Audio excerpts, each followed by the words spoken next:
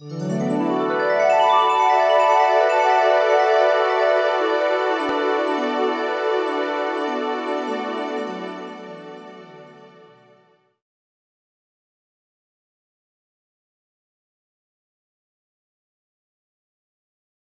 next and final speaker, an amazing man in his own right, Eric Hansen. For over 30 years, Eric has taught both men and women how to develop a positive self-image so that they could understand how to become the people they wished to be. Sound familiar?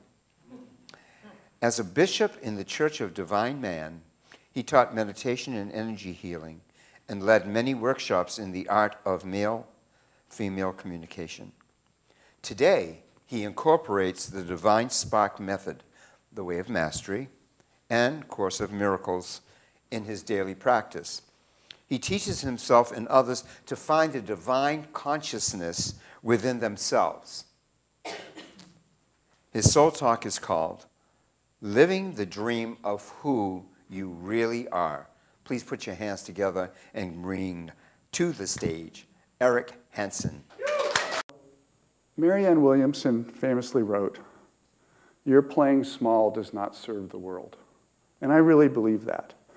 And I want to tell you today what inspires me to play big in the world, despite all the things that I think about myself, despite all the things in the world, what inspires me to play big, and how I define what playing big is. Because I really think that that is the key, defining what that is. And I want you to be inspired to play big as well. For me, playing big starts with finding my true nature within me. It's really not about my status in the world. It never is about anyone's status in the world. It's about claiming happiness for myself by accepting that I'm a part of a divine creator that is based in love. This divine creator, God or source or goddess, however you choose to define it, this divine creator wants us to be based in love too, and to be and express love back to it.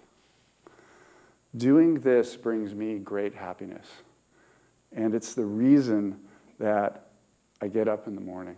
It really is. And today I want you to be inspired to find that divine source, that God within you, and recognize that that's what's coming out of you. That's what comes out of the crisis moments of your life. That's what comes out of the moments where you don't think you're worthy. That is what is ready to come out of you. And I want you to accept this as your starting point. We all have a starting point. So I have a male body and I was born in 1958. That is absolutely not my starting point. Your starting point is you were created, you are a part of the divine consciousness of the universe, you are a part of God, you are a part of Source. And to accept that, when you accept that, your life becomes a series of moments that exist for you to find this starting point and burst forth from there. To remember that fear, which we all face, in all its forms, is useful as a tool to cause you to remind yourself to return back to your starting point of source, of love, of God. You are divine source. That's period, end of sentence. When you accept this and sink into it, you're in what I like to call your spiritual sweet spot. You can rest there. You can take action from there. You can have deep feeling there for yourself and for others. And you can learn to go there first. So when you wake up in the morning, you don't wake up as the person. You wake up as the part of divine source, and you start right from that point. You learn that your spiritual sweet spot is your most important treasure. And then the dream of who you are really shows up. And you step into it, and it's your life. So I'd like to give you some highlights of my journey of seeking, finding, losing, finding, losing, finding, losing, finding that sweet spot for myself. And I have to be honest, for most of my life, I wasn't even aware I had a spiritual sweet spot. But I've looked back, and I've become aware that finding it was a connecting thread that's run through everything I've ever done. I've done conscious spiritual work in the world for the past 27, 30 years. I've read, meditated, counseled, taught, and healed. But if I'm honest, I've really been guided way before that. There's a through line that runs from birth, the birth of my body, until right now. This is a strong gravitational pull towards knowing that as myself, I'm a part of the divine.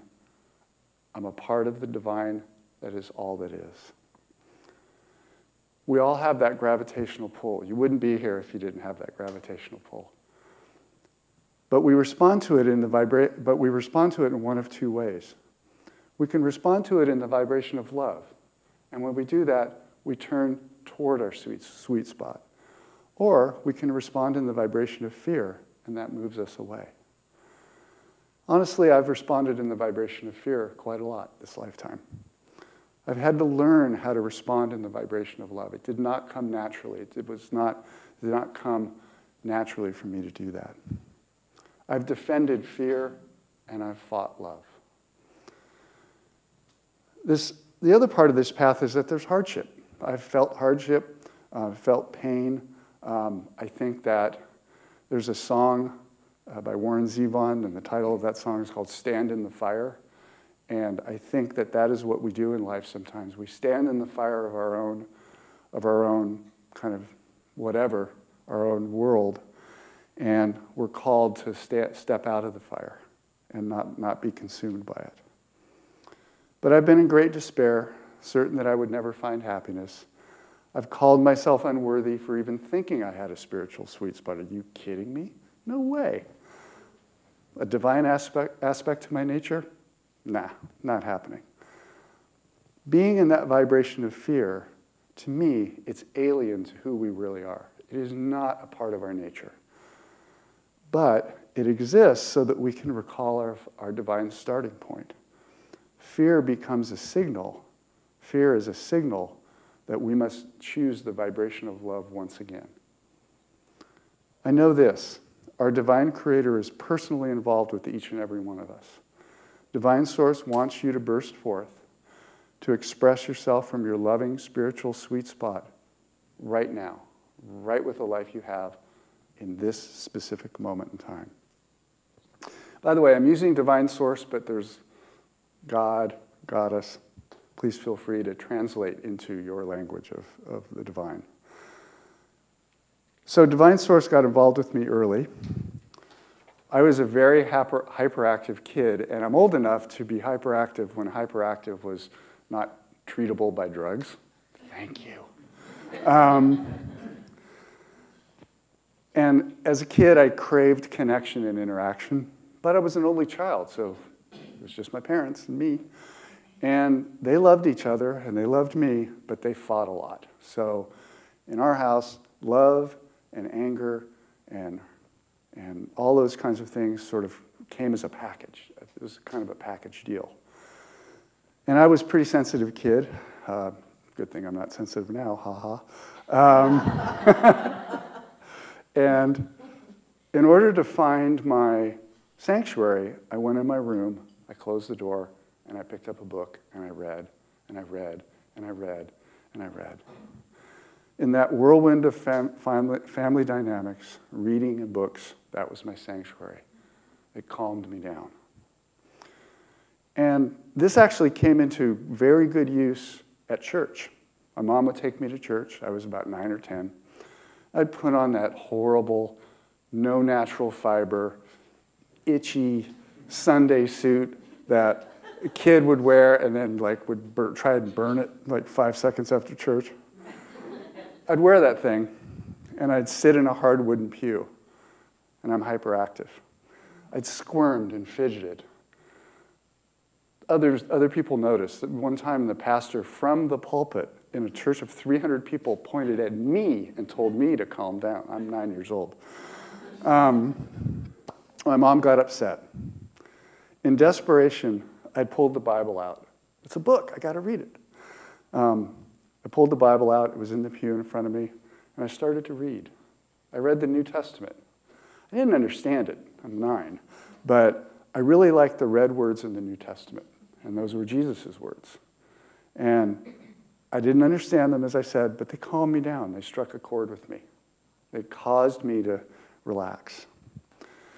Then puberty hit. Ugh. Let's just say I wasn't ready. I was the boy standing against the wall of the gym at the dance. I made some friends, not on my own. I didn't reach out much, but mostly by responding when they were friendly to me. There was nothing divine within me, just acres and acres and miles of forest of high school insecurity. But Divine Source sent me a reminder. And it was when I wrote in the yearbook of a girl I knew that I was looking for perfect love. I wrote that down in ink. It's still there somewhere. She didn't throw the yearbook out. I knew from home that love and anger, fear and pain, all that was mixed up. It was a salad. It was not a word salad. It was an emotion salad. And none of it, God knows, was perfect. So what was finding perfect love doing in my brain? And why would I share it with this deep desire with someone I barely knew? I don't know, but I do remember her response, and I treasure it always. She said to me, "I wish you perfect love always." That's just cool. I went off to college, and I forgot about divine natures and spiritual sweet spots for quite a while. I was a proud atheist. I'd moved beyond church and Jesus and perfect love. I was going to play big in business. I was going to win in business. I graduated, I got a job, and I moved to Texas. I was 25. I knew it all. I knew everything about everything. Happy to tell you. You didn't even need to ask, really.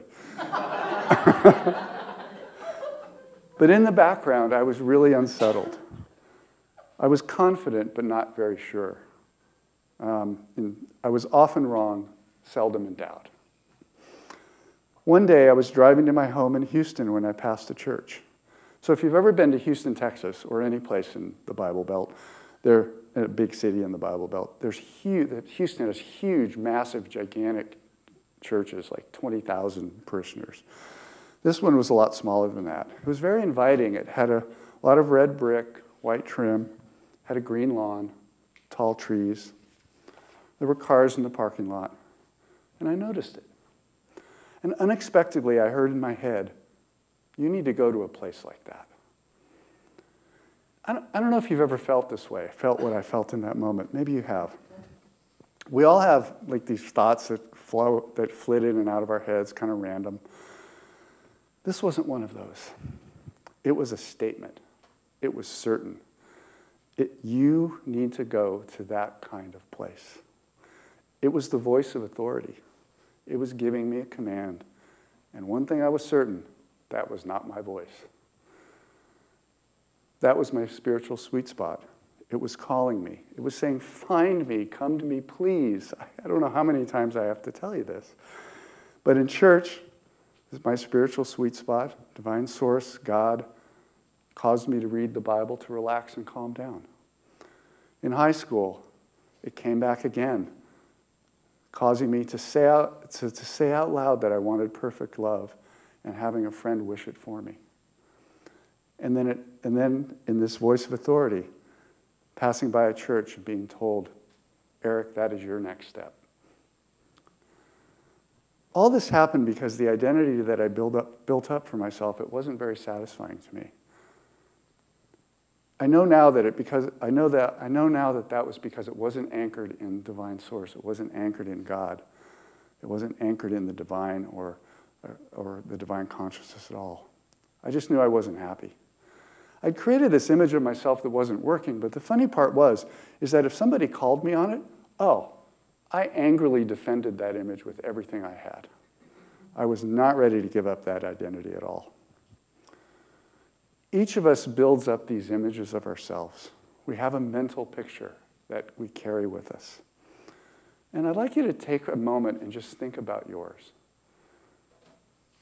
Maybe it's oriented around your body type or age or height, weight, your life story, your possessions, your beliefs, how you were raised.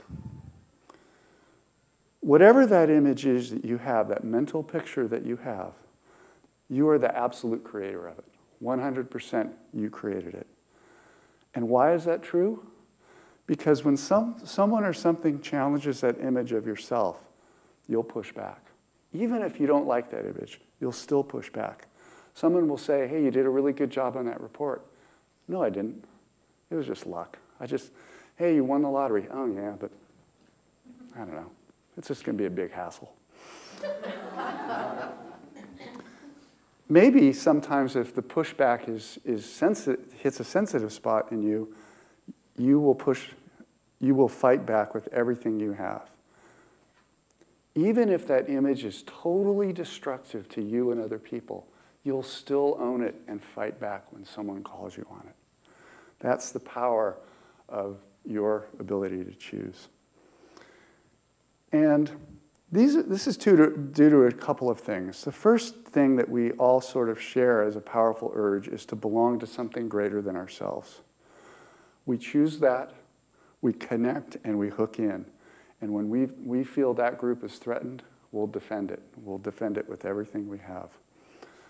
The second thing we do is to organize our information and experience. In short, we create a worldview. That worldview helps us to survive and understand in a very complicated and interesting world. We build up our worldview from how we were raised, our parents, our experiences, all these books we've read, in my case, quite a few. We build up this worldview from the world around us.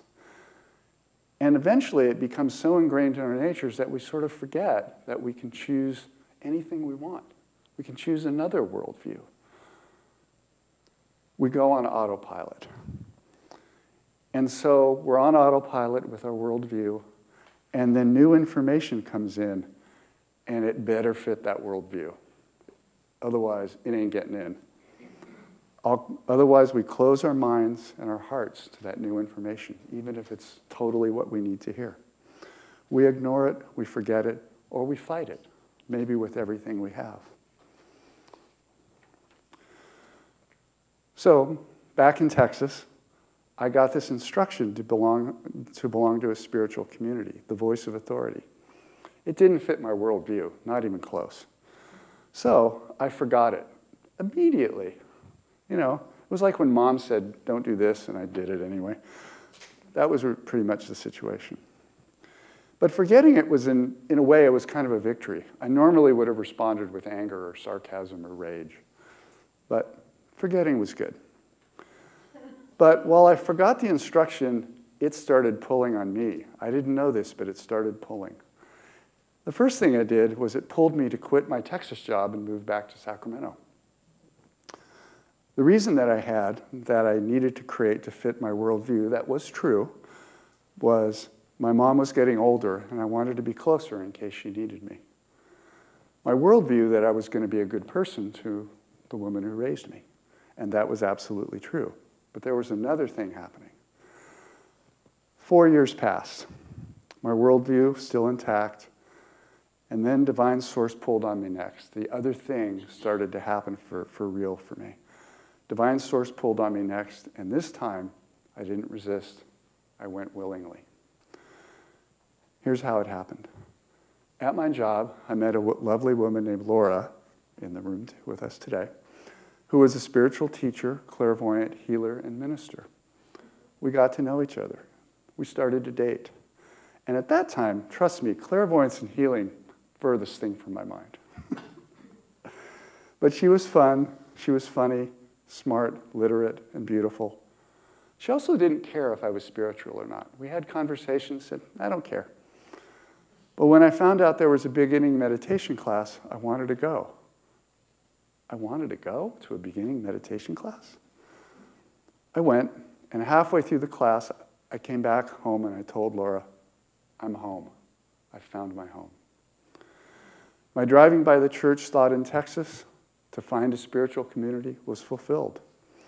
I found my place of belonging.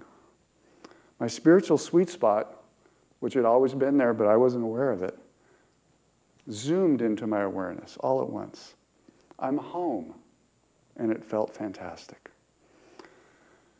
Divine Source really started pulling on my rope at that point, and this time I ran. I ran headlong in the direction of Source. I stayed in that community 20 years, and I did everything possible there.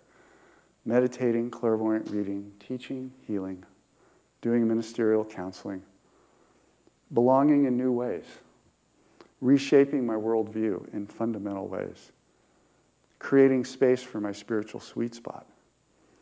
I was having a lot of fun, and it was incredibly fulfilling.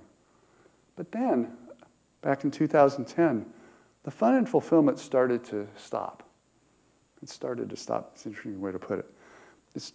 And I knew it was time to go. I needed to be on my own. I needed a closer relationship with Divine Source, and I needed to find it myself. Not through another facility, but sort of on my own. So I've spent the past 7 years in spiritual self-study, Course in Miracles, Conversations with God, Way of Mastery.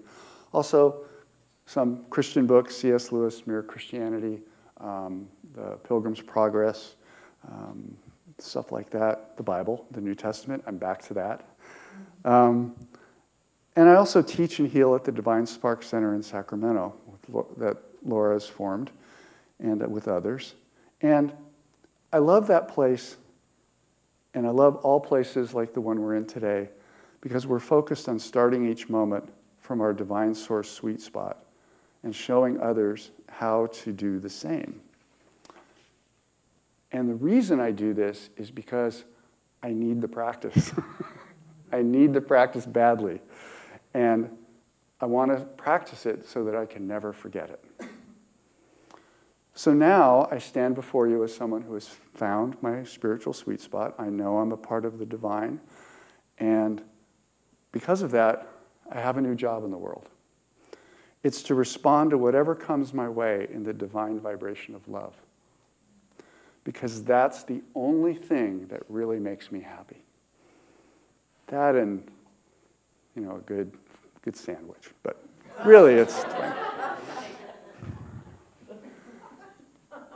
And Divine Source wants me happy. And as more of us get happy in this way, the world heals. That is so true. As more of us get happy in this way, the world heals. Just by us doing the inside work that we need to do. So this new job of mine, I want to tell you a little bit about it. It's very practical. It happens in my life as it is. I don't have to wait for the right moment to choose to be in that nature. Every moment is right. It's also pretty humbling, in all honesty. I get drawn back into old patterns. I have bad behavior to unlearn. I'm never finished. Each new moment calls me to make that choice for love and not fear. And finally, attitude matters. I have to be loving toward myself, and I have to forgive others for judging them. After all, they're helping me to experience my divine nature in real time. I called them to me. I cannot judge them. And I have to forgive myself when I forget literally everything I just said. So, I want to close today with a short exercise that we can all do together. And this is an exercise that I do often. And if you would, please close your eyes. I want you to imagine this room and the chair you're sitting in and you as a place of devotion and of transformation.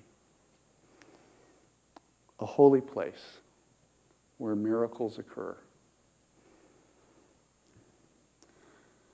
But rather than choosing the place as holy and divine, I would like you to choose yourself as holy and divine. So the holiness of the room, the miracle potential of this space that is so amazing, it all comes from you. And I'd like you to say to yourself, my spiritual sweet spot is here with me. It rests within my awareness. It is my starting point. I am a creation of God, which is all that is, and I am divine in body, mind, and heart. And I'd like you to feel that for a moment, please.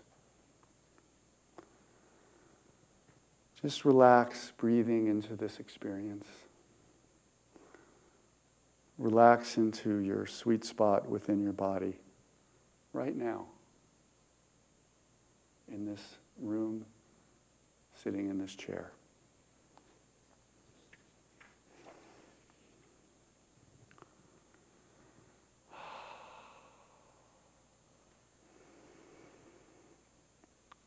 And would you let your divine self, your spiritual sweet spot, give a loving thought into your awareness? And I'd like you to let it go. Let it go. Let it flow out of you to wherever it's meant to go. Just the word love will be fine. Whether it goes to yourself or another person or another place, that's fantastic. Wherever it goes, it's meant to go. And where it goes, it will do the most and highest good.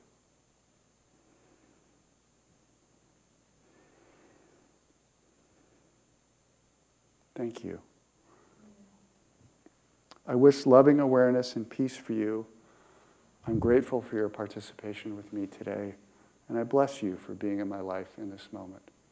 Thank you very much.